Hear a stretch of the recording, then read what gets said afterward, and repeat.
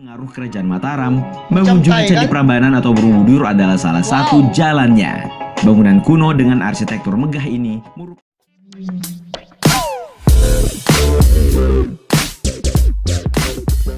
Happy Heroes Day kepada kamu semua ya guys. Dan terima kasih banyak-banyak kepada kawan-kawan yang menyokong channel kita, yang request, yang komen, dan yang like. Terima kasih banyak-banyak. Thank you very much. So, pada kawan-kawan yang request ini ialah sejarah Indonesia.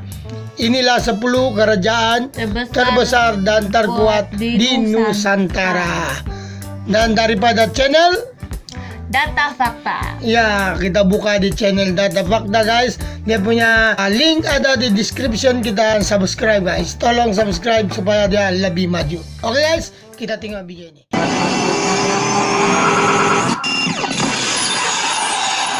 Nah itu ya. Welcome to our channel. To our channel.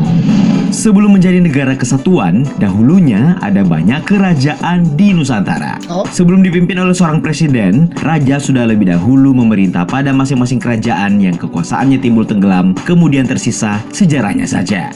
Nah, jika kalian pernah belajar sejarah, maka nama-nama kerajaan yang akan dibahas berikut pasti begitu melekat. Terlebih, channel Data Fakta sudah menyiapkan daftar kerajaan yang dalam perjalanannya merupakan yang paling berpengaruh. Simaklah sampai habis. Tapi sebelum lanjut, kami ingatkan kembali untuk subscribe channel ini dan aktifkan lonceng notifikasi kamu untuk mendapatkan video edukatif dari Data Fakta. Like. Saya lupa like. Oke, saya sudah like. Majapahit. Majapahit. Masih ingatkah kalian dengan Sumpah Palapa yang melegenda ala Gajah Mada? Ya, sumpah untuk menyatukan wilayah-wilayah Nusantara di bawah naungan Majapahit oleh Patih Majapahit tersebut benar-benar terjadi. Dan pada akhirnya mengantarkan kerajaan yang berdiri tahun 1293 sampai tahun 1500 ini menjadi kerajaan paling berpengaruh di Nusantara. Setidaknya demikianlah Dick Loves menyebutkan dalam sejarah Indonesia modern tahun 1991. Dalam catatan tersebut disebutkan bahwa Majapahit merupakan kerajaan Hindu-Buddha terakhir yang menguasai Nusantara dan dianggap sebagai salah satu negara terbesar dalam sejarah Indonesia. Bagaimana tidak, kerajaan yang didirikan oleh Raden Wijaya ini menguasai hampir seluruh wilayah di Indonesia, termasuk ekspansi hingga ke negeri-negeri seberang dari Semenanjung Malaya atau Malaysia dan Brunei, Tumasik atau Singapura, serta sebagian Thailand dan Filipina. Bahkan menurut negara agama seperti dikutip dari buku Dinamika Islam Filipina, Burma, dan Thailand karya Khairul Fuad Yusuf tahun 2013, tidak kurang dari 98 kerajaan pernah bernaung di bawah kekuasaan Majapahit.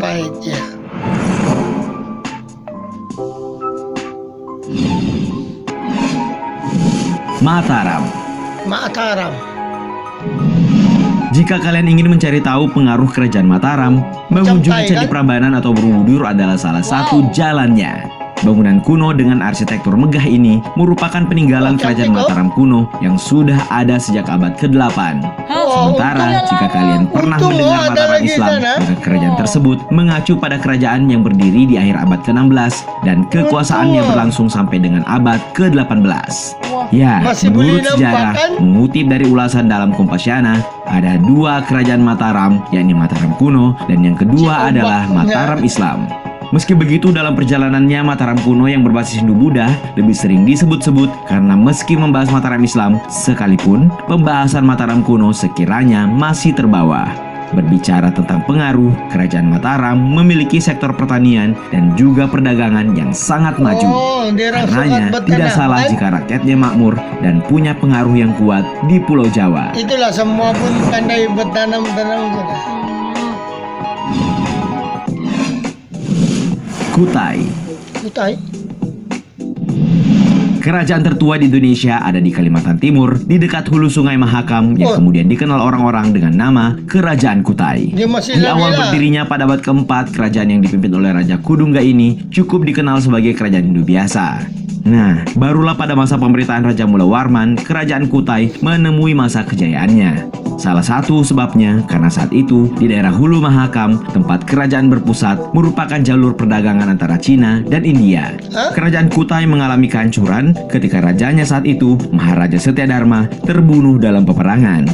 Kematian Maharaja Setyadharma sekaligus penanda selesainya masa kerajaan Kutai. Oh, tewas dia.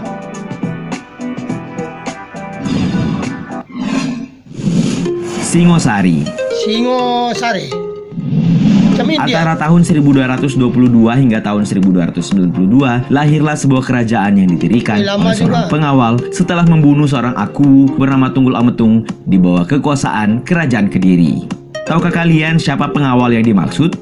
Dia adalah Ken Arok, pendiri kerajaan yang berpusat di utara kota Malang, sebuah kerajaan bernama Singasari atau Singosari yang kemudian hari didapuk sebagai penerus suksesnya kerajaan Kediri yang sama-sama berbasis di Jawa Timur.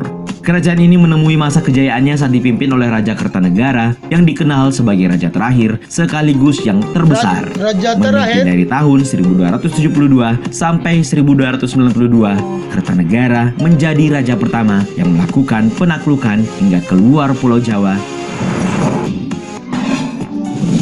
Sriwijaya. Kerajaan berpengaruh yang satu ini berbasis di Pulau Sumatera, berkembang di abad 8 sampai abad ke-12, serta berperan sebagai pusat penyebaran ajaran agama Buddha pada masanya.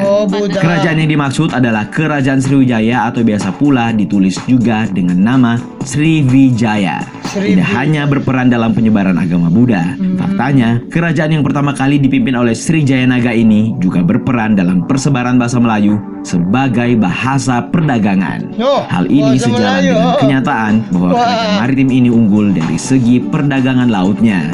Nah, dengan menguasai Selat Melaka, Kerajaan Sriwijaya dipastikan berpotensi punya hubungan dagang yang cukup erat dengan Kepulauan Malaysia, Cina, dan juga India.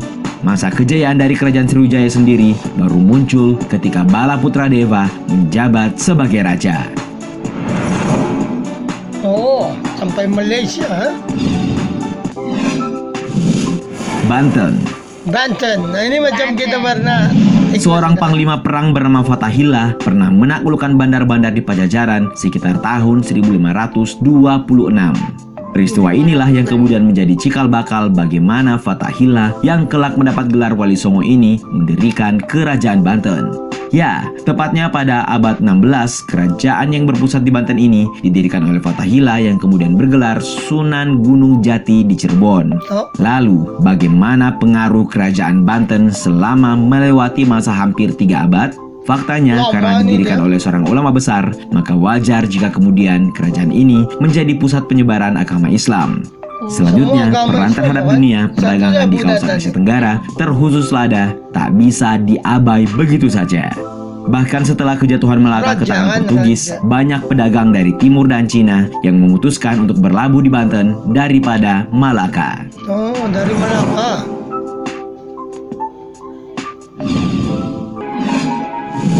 Tarumanegara. Berdasar pada sumber Tugu Prasasti pada tahun 358, berdirilah sebuah kerajaan yang diinisiasi oleh seorang bernama Jaya Singha Warman yang kelak akan bertahan hingga tahun 669. Selama waktu yang panjang itu, kerajaan yang terletak di dekat Prasasti Kebon Kopi 1, Kampung Muara, Bogor tersebut setidaknya pernah dipimpin oleh 12 orang raja, namun nama Raja Purnawarman menjadi nama yang paling tenar. Bagaimana tidak, di tangannya lah Tarumanegara berkembang sedemikian pesatnya, tidak hanya mengeringkan daerah pesisir pantai untuk dijadikan area pertanian dan pemukiman. Ia juga berhasil membawa Tarumanegara sukses dalam bidang perdagangan. Tidak hanya melalui kulit penyu, masyarakat Tarumanegara juga sukses memperjualbelikan emas dan juga perak, yang membuatnya lekat dengan pertambangan jauh-jauh hari. Kalau begitu kaya ini kerajaannya, ada emas. Kediri. Kerajaan yang berbasis di Jawa Timur ini bisa dibilang tidak punya banyak peninggalan arkeologi. Tapi tahukah kalian, dalam perjalanannya, kerajaan yang berdiri antara tahun 1042 sampai 1222 punya pengaruh yang cukup besar, terutama dalam bidang sastra. Didasarkan pada kronik artefak Cina tahun 1178 Masehi Cina. bernama Chou Kufei, diceritakan bahwa pada masanya kerajaan Kediri adalah negeri yang paling kaya raya. Di bawah kekuasaan raja bernama Sri Jayabaya, Wah, dia ditunjang paling wilayah kaya. kekuasaannya yang sangat luas. Seni sastra yang ada juga begitu terkenal hingga penjuru negeri. Karena itu, tidak salah jika kemudian kerajaan ini begitu dihormati dan disegani di Kaya, berbagai wilayah. Kaya. Kaya kan? Dari dulu mula money ya. Kuasa. Money is Demak. everything. Demak. Setelah Majapahit runtuh, kerajaan Demak langsung pasang badan dan didaulat sebagai kerajaan yang paling maju di Nusantara. Paling maju. Ada yang tahu kenapa? Faktanya kerajaan yang didirikan pertama kali oleh Raden Patah di tahun 1478 ini merupakan kerajaan Islam pertama yang ada di Pulau Jawa. Sejalan dengan itu, kerajaan yang berlokasi sekitar 25 km dari kota Semarang, tepatnya di jalan menuju Kudus dari Surabaya ini, juga telah berjasa melahirkan Wali Songo atau 9 wali yang punya peran penting dalam penyebaran agama Islam di Nusantara. Macam propet kan. Jadi, tidak perlu lagi diragukan pengaruhnya. Kalian pasti sudah bisa membayangkannya, bukan?